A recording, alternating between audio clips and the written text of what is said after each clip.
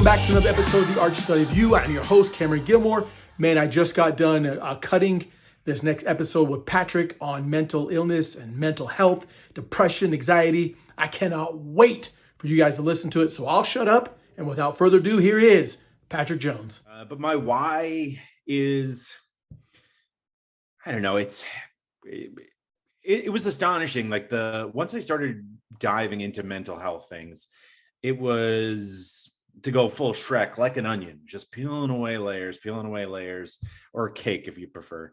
The more I peel away, the more I'm like, oh yeah, like that makes sense. Like, why weren't we talking about this? Because it's so much harder to not talk about what's going on in your head, and it can lead to such negative consequences. And so every step I take, it makes me want to take three more, right? I get really excited about what I'm learning through my podcast, and it's changing my friendships too, where I'm interviewing my friends about things that we're afraid of, and we're all opening up to each other and having conversations that we probably never would have had. And especially as a man, not to make this gendered, but I feel like as men in the era that I grew up in, and probably the era that you grew up in, it was, don't talk about it, toughen up, and these are things. Yeah. And so that just causes us to internalize, and it's just, those things come out. They're going to come out, whether it's anger or substance abuse, or, just screaming at somebody at a store that doesn't deserve it. And so we owe it to ourselves, and we owe it to society to not be that angry person with all this like anxiety and depression stuffed down. Besides, it's kind of funny to talk about, that's an angle of my podcast that I appreciate. I've been there. I've had some really dark times, and humor has been, the dark times become good stories, I think. And that's how I choose to deal with it. And it helps me to sort of laugh at, it's like when you watch a scary movie and you laugh at the things Jason Voorhees does, right? It's a little bit of gallows humor, but it helps get you through. Man. Okay, guys. So I want you to touch on something real quick, because you talked about it a lot, right? We grew up in this era. I mean, I'm 44. By the time people listen to this, this is 2022. So whenever you listen to this, I'm either going to be a lot older or a little bit older, right?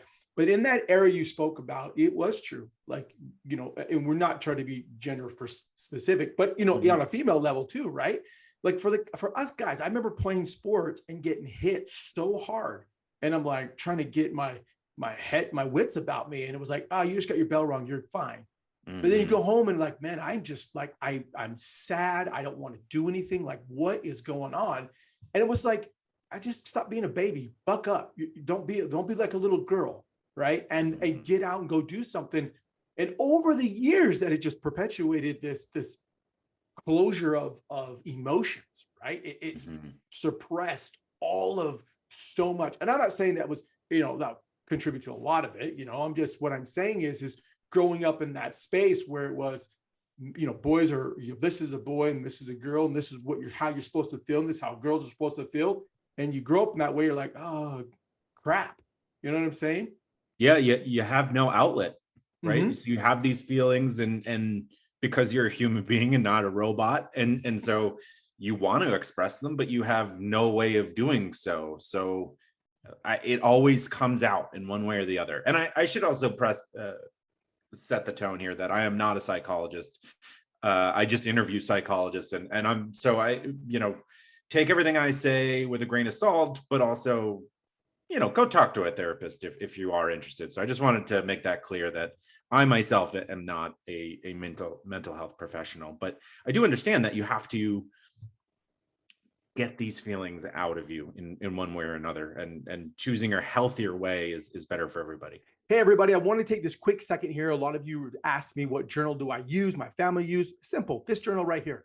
See, my buddy Craig Smith has spent years and years developing a journal that takes everything that's up in here and puts it on paper so we can be edified and grow. So if you don't know what to write about, which oftentimes happens, he gives you ideas. And if you want power statements, things that say, I am this, it gives you those ideas. Now, when you look at on one page, it says, this is what I'm accomplished. This is what I am statements. And there's a quote every single day that you get to write on and focus on.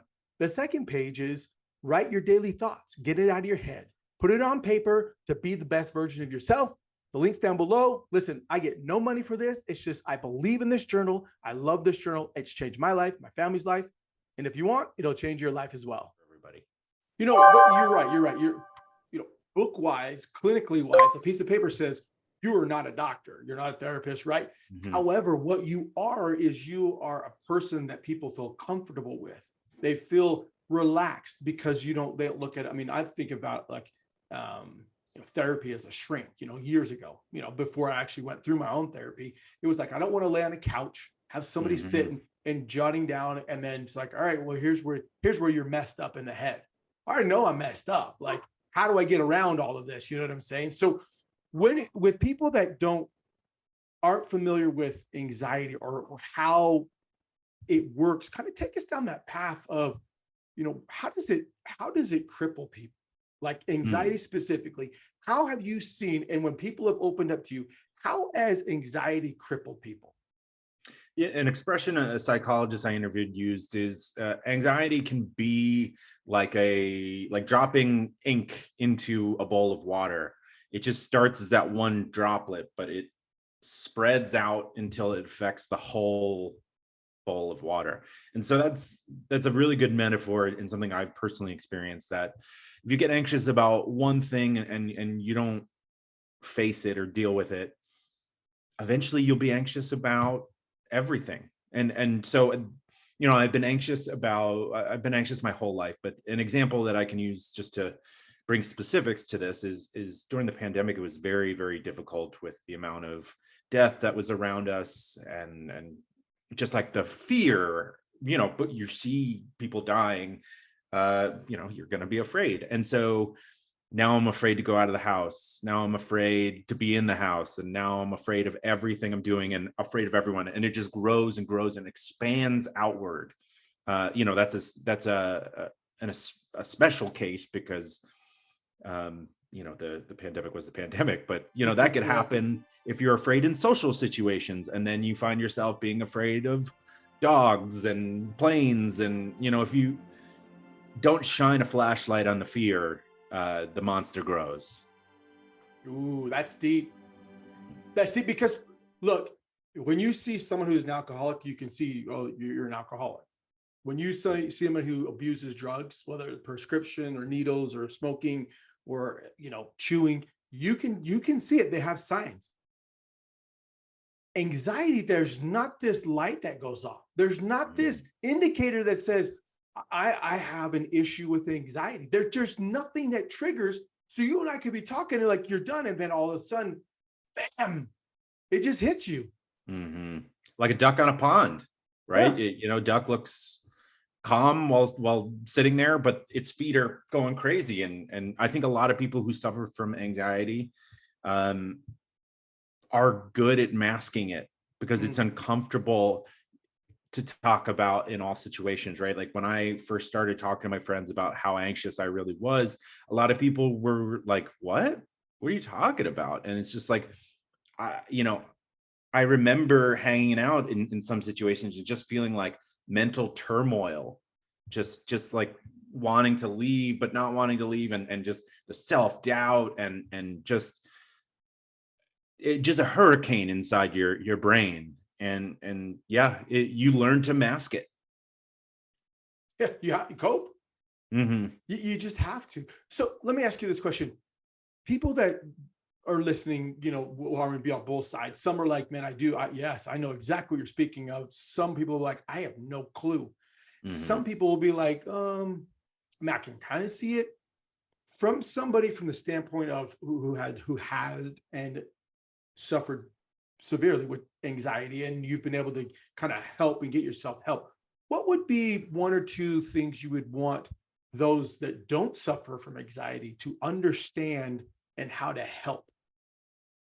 Yeah, I think that's a great question. It's important. If you have no way of understanding what's going on in someone's body, it's got to be difficult. But also, first off, congratulations on not having anxiety. That's fantastic. I hope everyone, can get that. I don't want you to have anxiety just because I do, right? I want you to be doing well, but saying things like just calm down, or these are things to not do. Just calm down. Have you thought about trying yoga? Right? There's these band-aid things, and they do work. Yoga is helpful, but it's not going to fix everything. I certainly do yoga, and it's been really great for me. But those like, have you thought about taking a walk? It's like, oh, well, why didn't I think of that? It's like, yeah, I've tried everything under the book or in the book, and I still feel like I'm trembling and I've got cold sweats.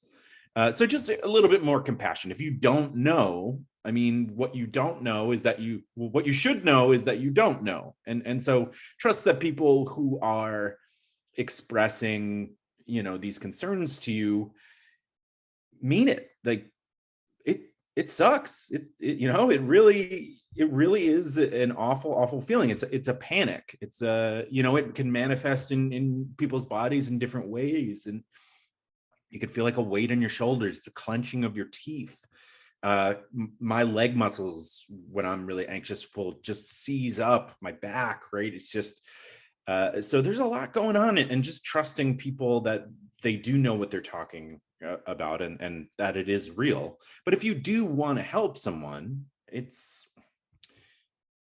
almost like you're not going to be able to fix the problem yourself. But what you can be is, hey, like, I noticed X is happening, or are you all right? Like, help. If you're in a social setting, pull someone aside and be like, hey, let's go get some air for a minute. Or if it's over a period of time, like, hey, do you want to just talk and I'll listen, right? That's a big thing. It's holding space is what psychologists have described it as. Not a word that I grew up with, but I understand the term. It's just sort of being there and actively listening, and not offering fixes, right? So if I'm saying, hey, man, I'm just feeling like shit, I don't know what's going on, a response that might be good is like, oh yeah, that sucks, man. I'm really sorry to hear that you're going through that, as opposed to like, well, like going through your checklist, right? Unless there is a check, the checklist might be like, are you having problems making an appointment with a psychologist? Can I help you with that? Right? That you're not the psychologist. You just need to be the friend who listens. Boy, I just rambled there. No. Guys, go back, rewind this. Two things.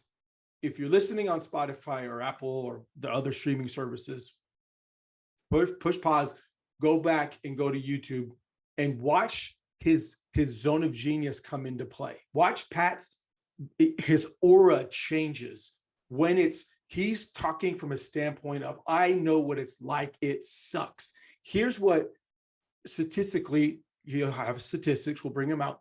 But through the years that I've been through this, here's what works. Here's what doesn't work. First, you start off, here's what doesn't work. Have you tried this? What about this? Or just do this. Here's a potion, a lotion. Here's a mix, a drink, or whatever. No. You allow the person to have that space. You allow that person to come and give the energy that they need. Because sometimes all they want you to do is listen. Shut your mouth and listen.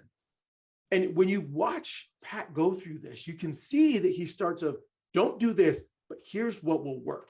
It may not work for everybody, but I'm pretty dang sure it's going to work for a ton of people. Yeah. Man, that's freaking good.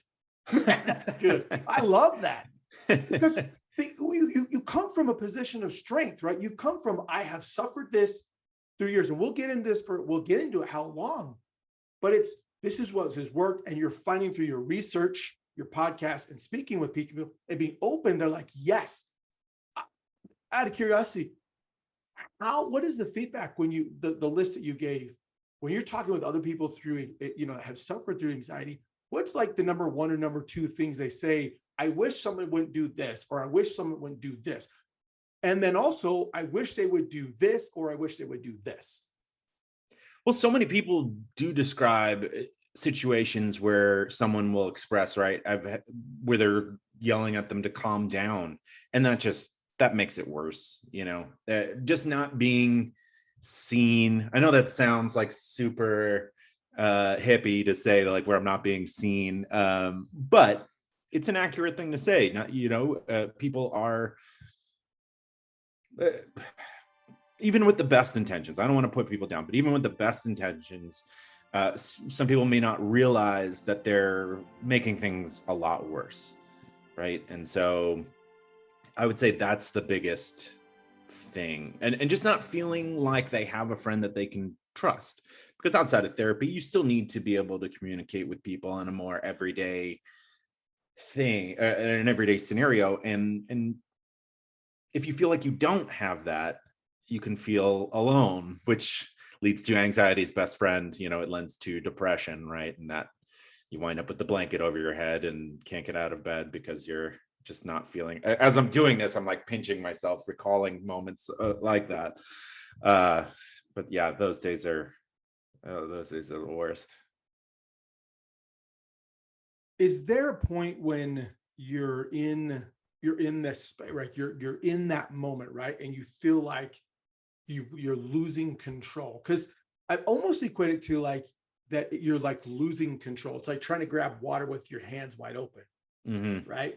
And when you're like, hey, just get over it, or hey, calm down, and you're like, I can't calm down. Like there's not a way for me to calm down. I want to talk about this point real quick that you made because it's very important.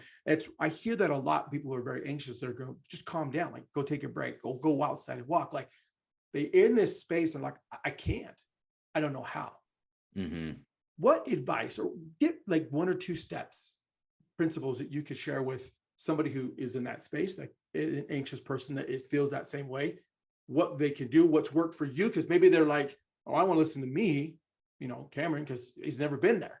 But you give that advice. And then secondly, what would you just say to somebody in that moment?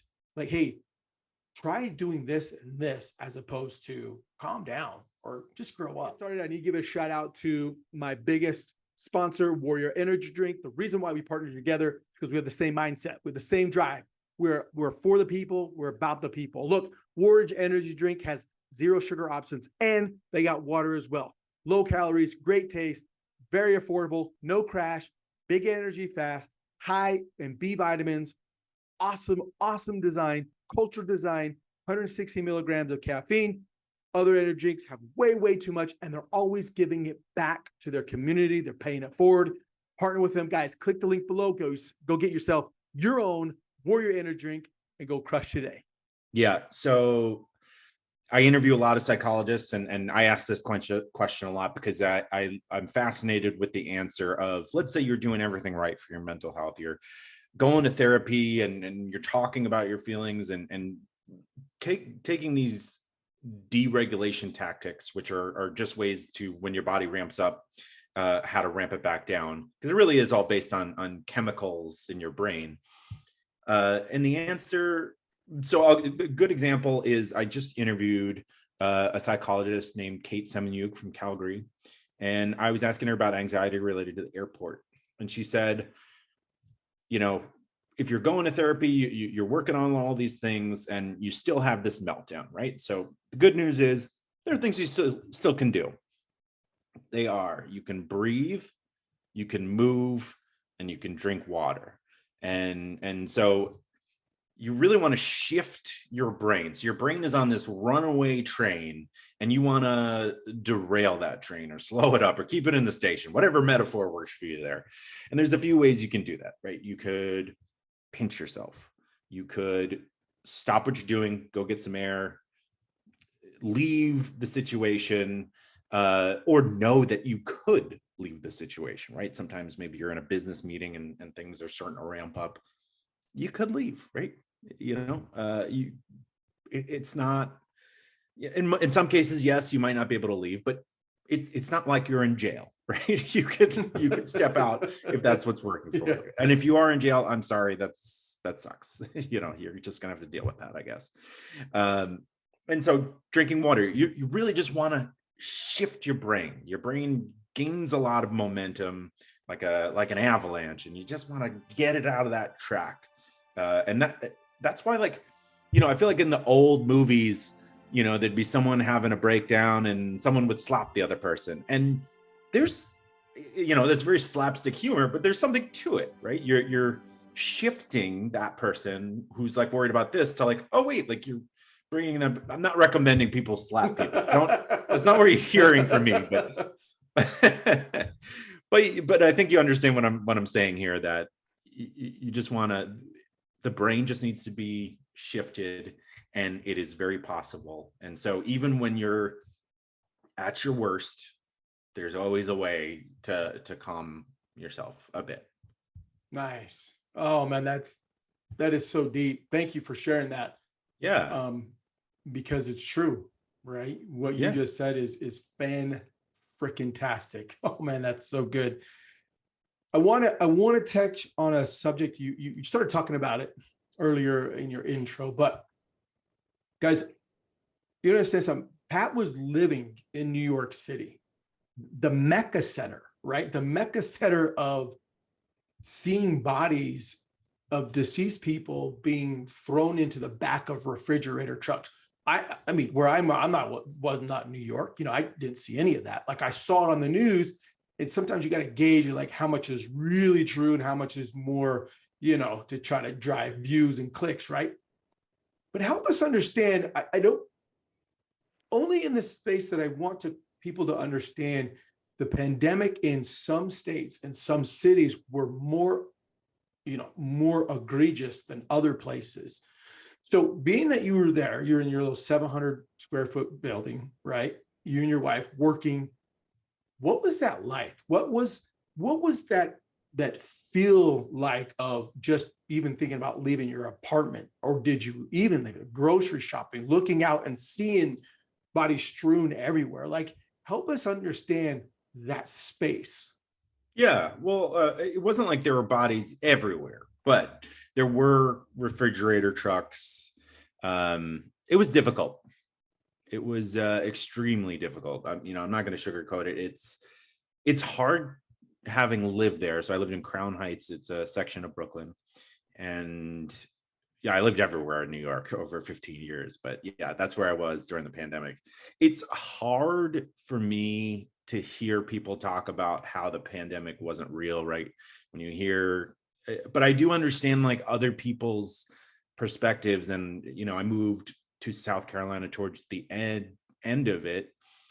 And it's just different here, right? It's people are a lot more spread out. It's warmer where, the virus didn't seem to spread as much in the summers. And so I understand that. But it's extremely difficult to hear when people say it wasn't real, because there would be at churches or funeral home centers for, New York has every culture under the sun there. And so I recall I lived near, I don't want to, some Caribbean country had a funeral center there, and there was a body in there and a few people, because they weren't allowed to have a lot of people in there.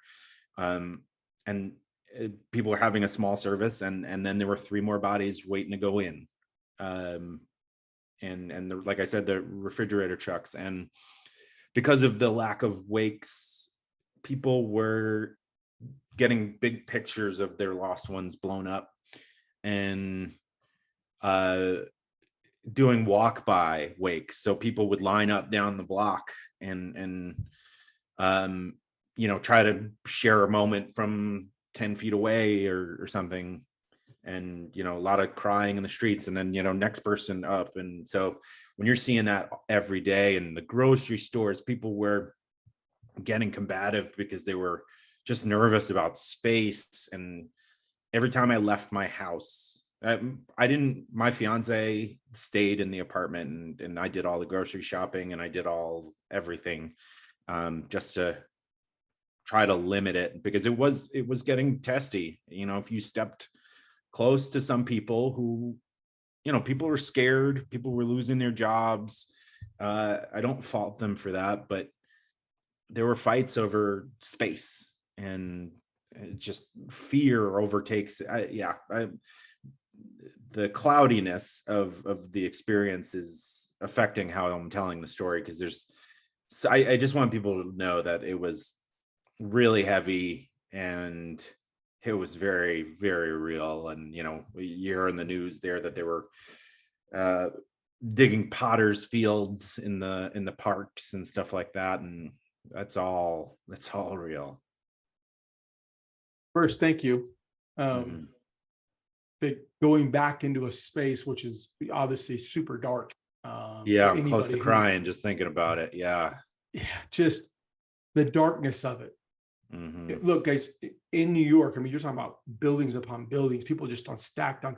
If you never lived in that kind of city life, you don't you would never. I've never lived in it. I don't would never understand what it's like for people, even living on top of and bottom of each other, not allowed to leave, afraid to leave, suffering from, is this going to pass? Am I going to die? I'm looking out the window. Here's this refrigerator truck. Here are these, here are, this funeral home and this lined up with more, and you can't mourn properly. I mean, you talk about loved ones that were never ever really to mourn the way that they probably have. There was just Hmm. so much over the years. And so when you left New York to where you are, today, how long, did it help? How long did it take you to really comprehend, what had happened, not allow yourself to go down this spiral deepness of darkness, and become, who you are today and the person that we're seeing? Yeah. Um, it was difficult to leave New York. It's where all my family is. I have so many friends there still. I grew up on Long Island, and it was a dream to go to the city. And I mean, it's a magical, wonderful place. I mean, I understand why some people don't like it, but they're probably going to the wrong places. I'm gonna be honest with you, right? Do you need to go to an M&M store? No. Like, go to Tribeca, go to Brooklyn, go to the parts of Brooklyn you've never heard of, like, experience other cultures, right? That's the fun part of, like, it's just like everybody getting together and hanging out and trying new food and experiencing different culture, and like, that's a beautiful thing, right? So but there also are some difficult aspects. Like, one, before we made the decision to leave, I was walking out of a grocery store just carrying all these different bags, and I'm just like, I'm having a bad day. Things are really starting to build, right? We've been in the pandemic, we've been more than a year, and my wallet fell out of my pocket, and I didn't know until I got uh back home, carrying all these grocery bags. And because in New York City, it's just, you're carrying it, right? Like, it's not worth it to get an Uber.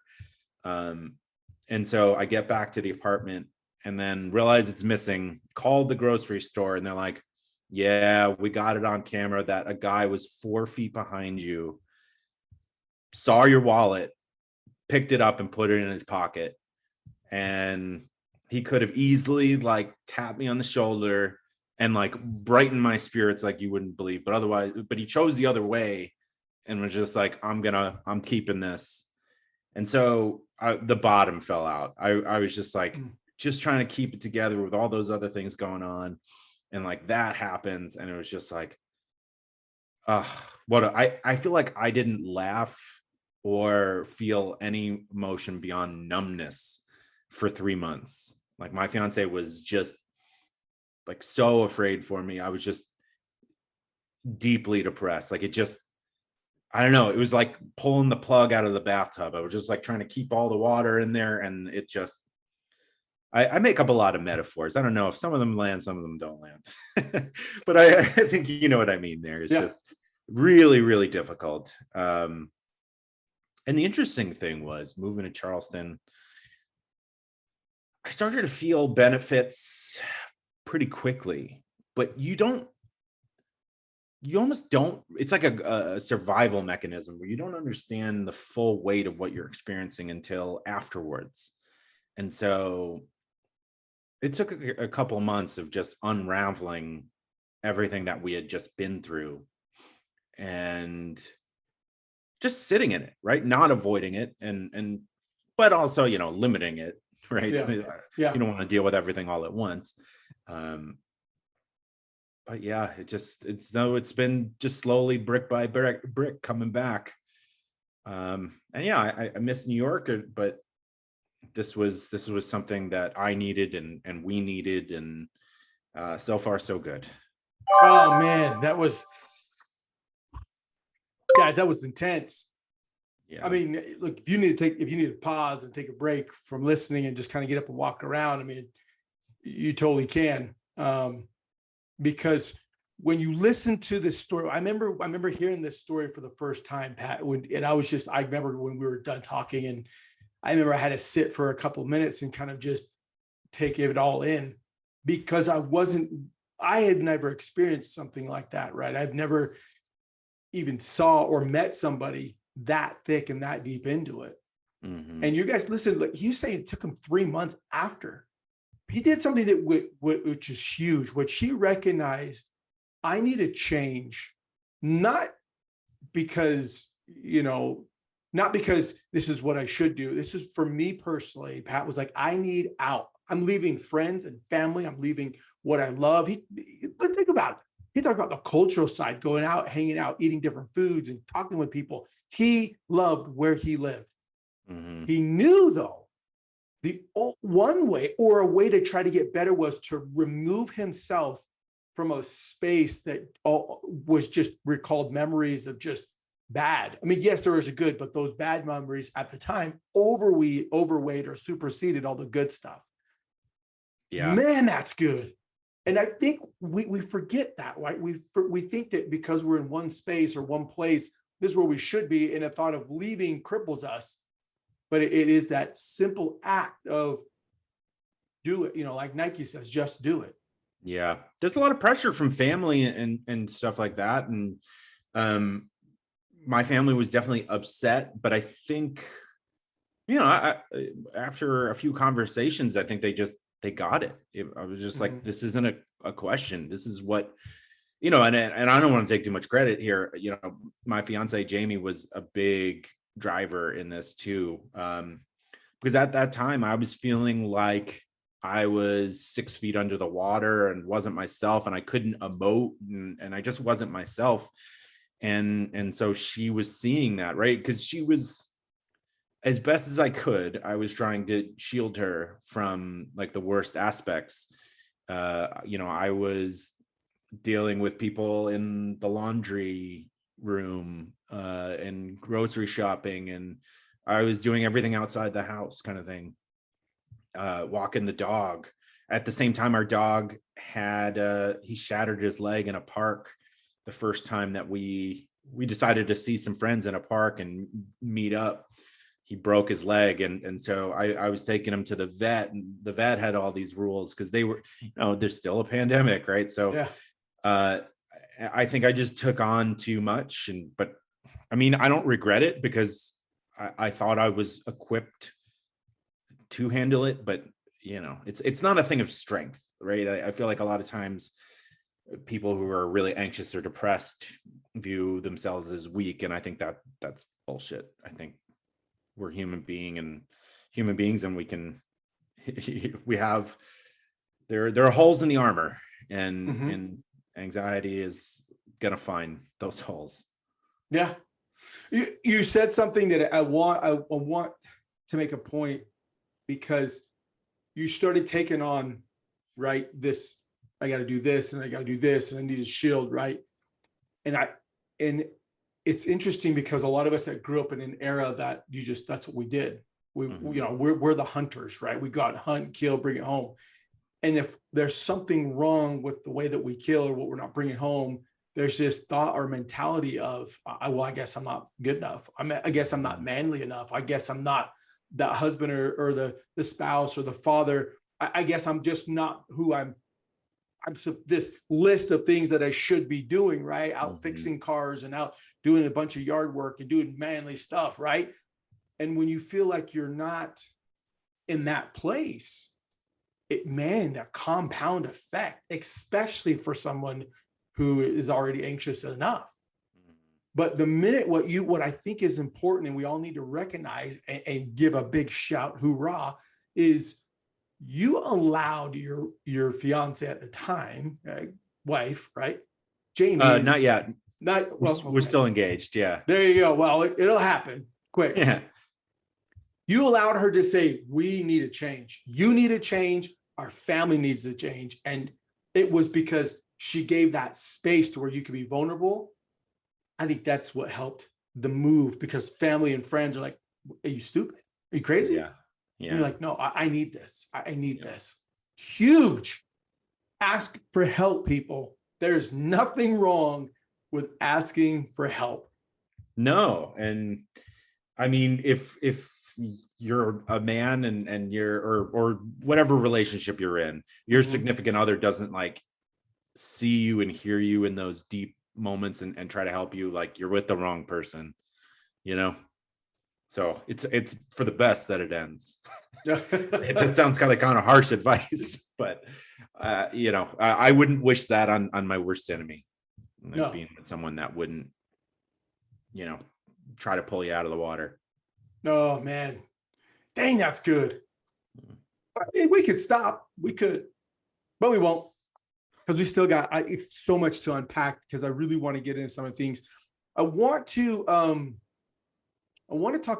share a couple of facts, because I love when people are like, oh, you know, what about this? So here's some facts, right, guys? So you guys understand what Pat is talking about. It's not just going to get swept underneath the rug. It's not something that's going away.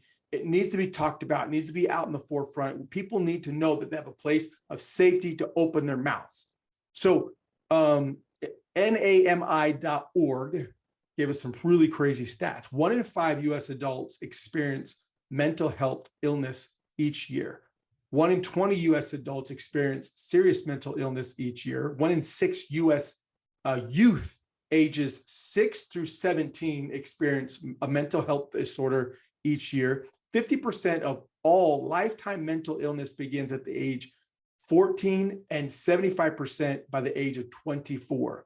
Suicide is the second leading, guys, listen to this, second leading cause of death among age 10 through 14. Let me say that again. Suicide is the second leading cause of death among ages 10 through 14. Still babies.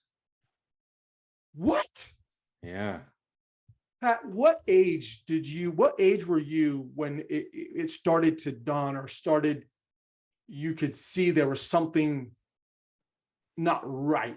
What age did you go that it was, okay, there's more than just me just being sad all the time?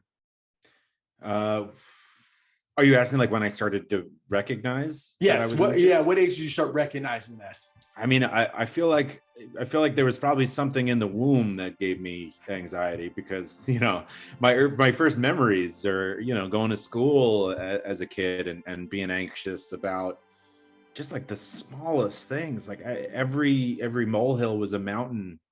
I was just like a nervous kid, and you know, I feel like I communicated that a few times to my parents, and the reaction was like really like big. So I learned to just sort of like stuff it down, because I was nervous about the reaction a bit. My parents are great. I love my parents very much, you know, and these aren't conversations that were had, I think, widespread among adults raising kids around our parents' age. So the short answer is kind of always, but I think I only started to realize that, hey, I can do something about this when I was 31 or 32. So holy crap. Yeah. Guys, the you know, kind of this back and the giggling and back and forth is almost like, wow, what was already available to us so long ago is not what it is today. Mm-hmm. There should be no reason that 10 to 14-year-old kids are killing themselves. Mm-hmm. There shouldn't be. Now, I understand there's circumstances that are completely out of control, where someone grows up, where they live, both parents, one parent, no parent, grandparents on the street. There's a ton of stuff out there that would cause that. But I could almost say that there's got to be more that we can do. There's got to be more to be had for these young babies, because 10 to 14, you don't know any better. Heck, guys at age 21 to 25 barely are getting into their careers, barely figuring out, oh, this is what I actually want. How many times did you switch majors at a college? At least 10. Yeah. At one point, I thought I was going to be an aerospace engineer. I basically got through high school math, and for some reason thought I was going to be able to be an engineer. But yeah, I mean, the other thing is, we go to see a dentist twice a year. I mean, you should be going to see the dentist twice a year. Right. Yeah. We don't have at least an annual checkup with a therapist. Like, you don't need to wait until you're having a mental breakdown to seek mental health tools. It's just tools. It's if this happens to me, okay, I know what to do. I run through this checklist that the doctor gives me, or there's just like basic things like that. Number one, if everyone's doing that, they can recognize it in their peers and offer help. Two, like I was saying, you'll have this checklist of things that you can do if you're not ready to communicate that you're feeling a certain way to your peers. Oh, man. Let me ask this question, because you obviously run a podcast, which is a phenomenal podcast. We'll have the links, guys. And during this course of the conversation, that podcast is going to pop up. The statistics are going to pop up, because it is very, very big. What are you hearing, or what do you, when talking with therapists and doctors and just the people you bring on, what is one or two statistics that they're being shared, or that what they're talking about, the change, if there's a change or something we can help prepare ways to open conversation better? What are one or two things that you're hearing a lot of, or is it some of the statistics that have already been shared? Yeah, it's a lot of the statistics that you've shared, and just showing that. I think a big thing that therapists say to me is kind of what I was alluding to before, that you don't, like, there's varying degrees of everyone has mental health, right? And so mental illness is towards one end of the spectrum, and occasionally, feeling depressed beyond just like sadness is on the other end. You deserve mental health counseling. You deserve all the mental health resources if you're on the lightest end, as if you were on, I mean, obviously someone with mental illness needs, a bit more care and attention and possibly medication. But don't discount your own feelings and rule yourself out. A lot of people who are maybe even have questions about it, or are unsure, or think that they're not deserving. Like, you're absolutely deserving of mental health care. And I mean, you'll live a better life. There's no one that's like looking at different ways. Not that everything's going to work for you, but there's not many people that regret like, I'm trying all these things, and like, there's not be like that person is not, that they don't exist.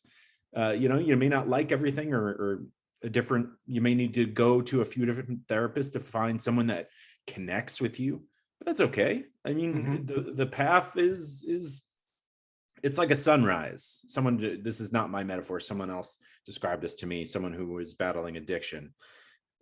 Mental health is, it's dark when the sun is gone, and it's bright when you're feeling really good. But as you're walking along that journey, it's getting brighter and brighter and brighter. So it feels better as you walk the path. Man, that's good. Let me ask this. What would you, Mom and Dad, we love Mom and Dad Jones. Thank you so much for what you've done for your boy.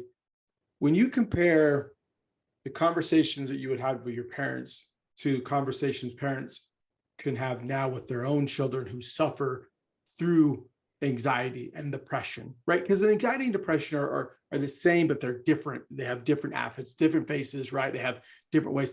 What from your experience, what would you say or give counsel to parents saying, hey, here are 2 to 3 principles or things that you can do to help your child? Obviously, counseling, big one. Now, let's say I can't afford counseling. What are 2 to 3 things that you could counsel parents that with their children that are going through some of these issues? Yeah, it's a good question. Anxiety is about a lot about control, and when you're a kid, for good reason, you don't have a lot of control, and so finding ways to allow your kids to feel a freedom of choice in safe, you're not going to be able to let them drive, you're not going to be able to let them do a lot of different things, but finding moments where they can feel a freedom of choice and not feel like they're boxed in, because a psychologist recently was explaining to me anxiety related to, I think that episode was public speaking, that we feel like we have no choice as a child, and that stays with us as an adult. So we internalize that. So finding ways to help them feel like they have freedom of choice.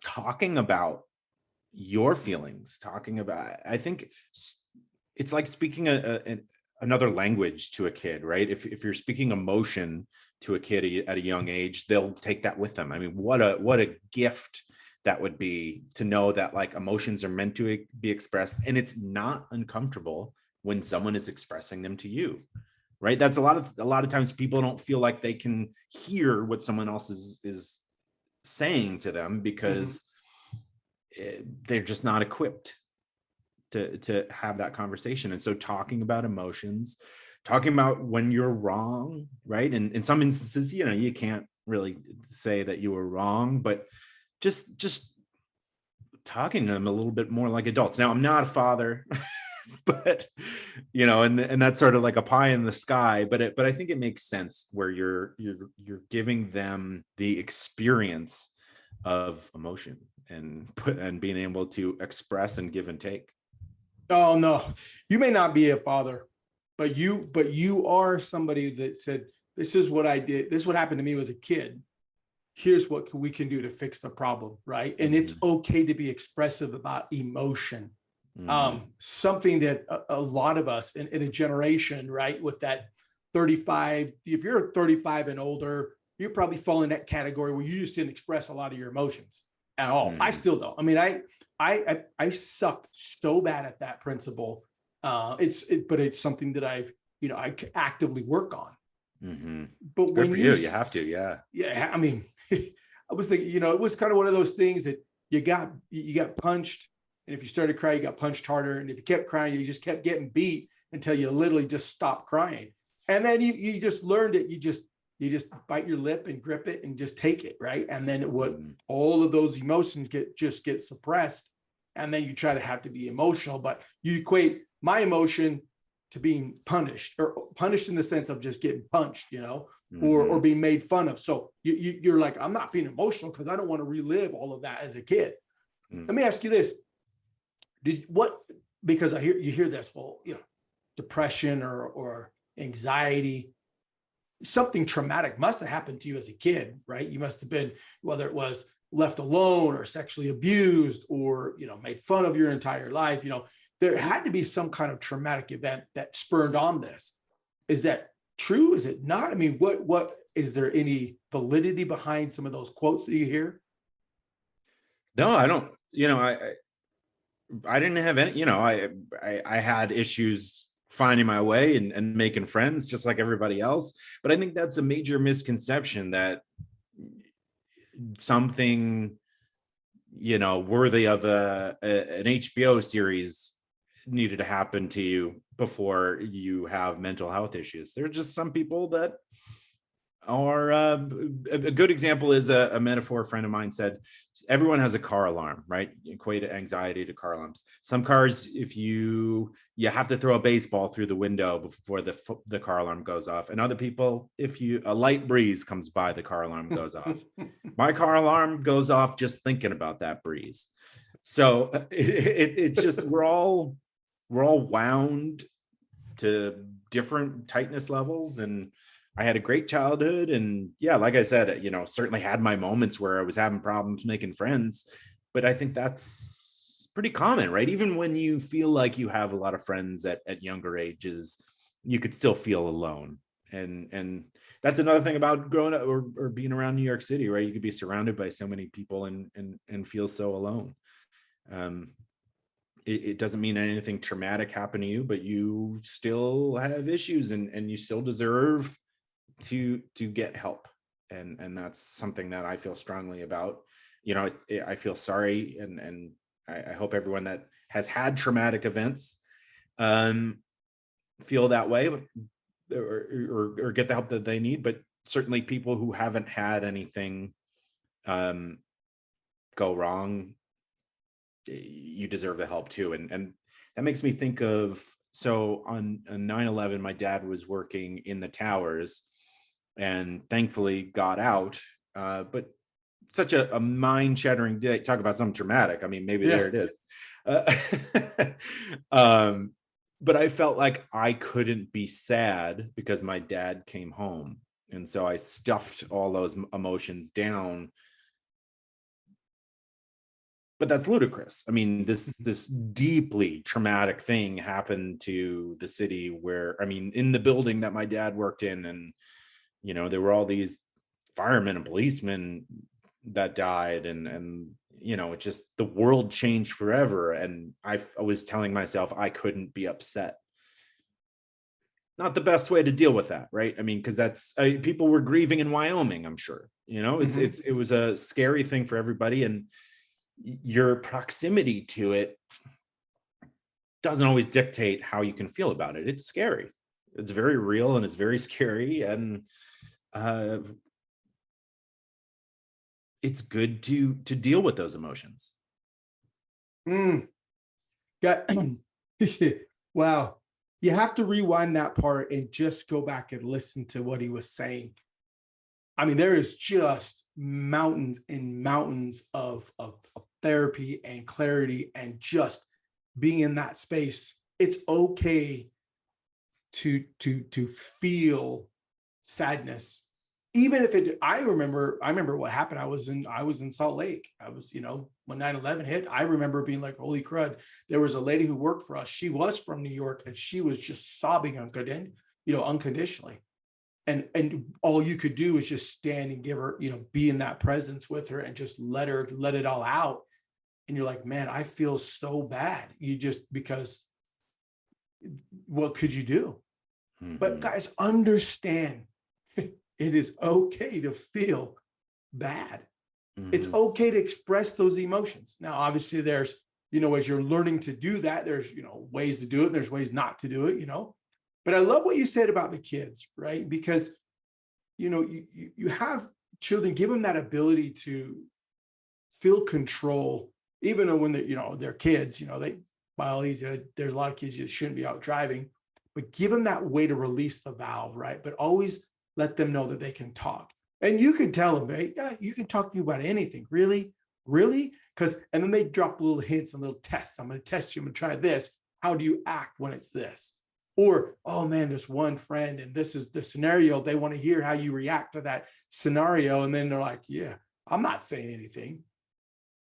Man, guys, just go back and just re-listen to that, because there's so much power behind what he is saying. I want it. You feel like a hype man. This is great. Like every time I say something, you're like, go back and listen. You got to come with me on a job interview. Because what you're saying, you're speaking from a position of I have lived with this, continue to live with this my entire life. Mm. It's not something that you can it's not something I can smoke weed and be like, oh, I'm better now. No, it's still there. I can pop a pill. It's still there. Like what you said, you're the guy that you freak out just thinking about the wind that brushes the car for the alarm to go off. There are variations of this stuff. And you have such great power and conviction, because nobody can say, I don't believe you. Bull crap. Go listen to his podcast. It's been fantastic. I want to give you some more information so you understand what Pat is saying. 21% of US adults experienced mental illness in 2020. That's about 52.9 million. This represents 1 in 5 adults. So 5.6% of the US adults experienced serious mental illness in 2020. It's about 14.2 million, or that represented the 1 in 20 adults. 16.5% of US youth ages 6 through 17 experienced a mental health disorder in 2016. That's about 7.7 million people. 6.7% of US adults experienced a co-occurring substance use disorder and mental illness in 2020. It's about 17 million people. If you don't think that this is something that is going to go, you don't think that this is something, if it doesn't get help or treated, it's not going to get better. It is not. Guys, I'm telling you, it's not going to get better. Then that's why I love having Pat on, because he is coming from the standpoint of, you got to get fixed. Let's get you fixed. How do you get fixed? There's variations of it. You can't fix it, really. You can help maneuver. When I say fixing, it's fixing the stuff that hasn't worked in the past. So let's work on things that work. When you hear tools those in that tool belt, yeah.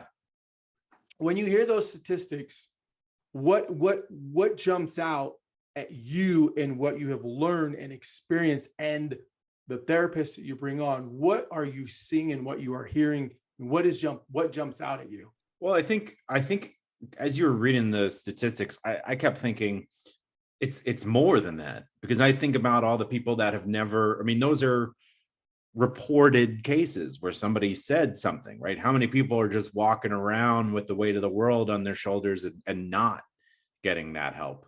I mean, I would think that that's even, I think it's just the tip of the iceberg. And so as much as possible, just try to get the word out there that, like, you're worth the help. You deserve to get the help. It's worthwhile. It's not ridiculous. You're not less of a woman, less of a man, less of whatever you identify as. You're all valuable people, and it could be, mental health issues is anguish. So life is short. Why live in that anguish? Man, this is fantastic. I'm so close to my mic. I have to adjust the level of that, but dang, this is so good. This is awesome. I knew that when I had you on. I will say this: I was super nervous when I reached out to you and say, hey, I want to have you on my podcast. Why? I was like, man, this guy is, because he's so big and he's doing great things. I'm like, I am super nervous to have him on. But when I reached out, you're like, hey, yeah, absolutely. That was my own testament that just if you ask for help, more people are willing to be like, yes, what do you need? What do you need? Is it going to benefit people? What is it? There's no monetary in this. It is, how can we get this out to help other people start the conversation? Like you said, you have conversation now with your friends, your buddies. Now everybody's talking, and that ball, just that snowball that gradually keeps building and building to where you're right. Maybe we'll put it part of, insurance, or maybe this will be open to people like, hey, you need to come in twice a year and come get yourself mentally. Let's see where you're at. Let's get you checked. Let's figure this out, because you're not less, like you said, not less of a person, man or a woman, because you need to fix what's going on upstairs. Yeah, everyone needs some help at times, right? Sometimes people need food stamps. Sometimes people need, whatever, right? They need a ride, right? This is just another way of helping people out. Ah, dang it, that's good. I didn't cuss too loud. If I go back in, man, Pat, I love this. Tell us what you're doing. Tell us your projects, what you're working on. How can we get in contact with you if we want to reach out? Now, please tell people, what's going on in your world. Yeah, so That Gives Me Anxiety podcast. It's on Facebook, Instagram, Twitter, and YouTube, as social platforms, but you can get it anywhere you get your podcasts. And you can find me at Patrick_E_Jones. I have a very common name. I had to find a way to figure out a handle that would work, but I'm on Instagram, Twitter, and I think I have a Facebook on there too. but yeah, that, just working on the podcast, and I perform improv at Theater 99 here in Charleston. If you're ever here, come. I'm not there every night, but it's a great show whether I'm there or not. And just really want people, reach out if you have any questions or ideas. And I just want to leave you with the idea that you're absolutely worthy of it. It being any sort of mental health, and just be nice to people, because life can suck. Sorry if you don't want me to curse, but it can really suck. And so you really, it's cliche, but you really do never know what someone is dealing with internally. Dang, man, it's time to eat. This is where I just go don't even we need the pre-workout. I'm just gonna go hit the gym. Use it. Love it. All right, before I let you go, my last question here. Let's wrap this up. Let me ask you, if you were to see your five-year-old self today, what do you think he would say to you? I think you'd be just nervous about how things would turn out, and definitely didn't have the tools to manage the world he was in. So I think he would be thrilled that we got contacts and we're not wearing big goofy glasses anymore. That's going to work out for us. And just to see like where we get to, right? I think if you could see that the path is much brighter, or whatever metaphor, things will get easier. I think that'd probably go a long way for him. So just trying to communicate that, like, it's going to work out, not tell him to calm down, but try to impart as much of that essence to a 5-year-old version of myself that I could. Thank you. Thank you for being open and vulnerable, and just, man, being who you are. Of course. The one thing that we didn't touch on, that I don't mind saying, is that I take Prozac for help for a little bit right now. And that has been, I was very nervous about it, but it has been super helpful. Doesn't work for everybody. You and your doctor make that decision. But you would be surprised how many people take some kind of pill, and it's not forever. Doesn't have to be forever. But sometimes you just need a little bit of extra help. And I'm thrilled that I made that choice with my doctor. And it's not something to be feared. Again, if you're going through it the right way, it can be helpful. Oh man, banger, ladies and gentlemen. This episode, I'm telling you, is an absolute banger. It's a winner. I'm going to step it up another notch. 5 books. Give us 5 books you would recommend somebody to read, whether spiritual, business, personal development, mythological, whatever it is. 5 books, or if not, give me podcasts that you can recommend also. Sapiens. It's just a book on the history of human beings, all the way from our evolution from apes. Incredible book, and just talks about it goes all the way from the evolution of apes to capitalism, just describing how our path has occurred. And you learn a lot about sort of how we interact and work together, and just learn about our place in the world, or at least think about it, right? It changes your thought process on what our place is in the world, how to change your mind. I read the book, but I think there's a Netflix series. I haven't watched it. It's about psilocybin research and the history of that, and sort of what it's doing from a scientific perspective. Deeply, deeply interesting if you want to learn more about your brain and just what's going on and how you can change the neural pathways. Sorry, I get excited about books. I as far as stuff to read, I recommend reading your business section of whatever your local newspaper is. I think that is always a lot of good information for investments, if that's something you're interested in. I also love, for a little bit of calm, easy listening. The Conan Needs a Friend podcast is fantastic and really, really it's light and it's fun, and he does dive into a lot of issues like this with celebrities, which is really nice. And yeah, it's important to see. And the last one I'll leave you with, I just read Dave Grohl's book, which was incredible. He's a very smart and talented guy. Even if you're not a big Nirvana or Foo Fighters fan, I think there's enough in there. One more. I got to give you one more. Sorry. If you have not heard Matthew McConaughey's book, you got to do it on audiobook. It's incredible. A lot of, again, mental health stuff, and a lot of stories, and just him telling it in his like insane drawl, which is very charming and fun.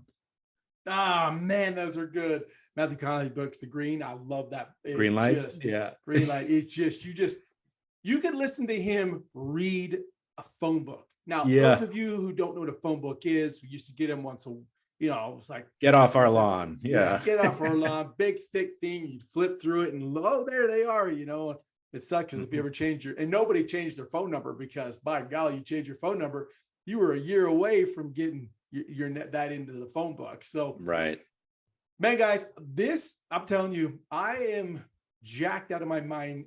The beauty of this is I get to go back and listen to this before it actually comes out. So it's just phenomenal. Pat, man, thank you so much for being a part of this project, being on, opening yourself up to an issue that I cannot wait to see become more of the forefront, more people talking about it, social media talking more and more about it. This is going to be fantastic. Guys, this has been another exceptional and fantastic episode of the Art Study U. We'll catch you on the next time. Have a great rest of the day.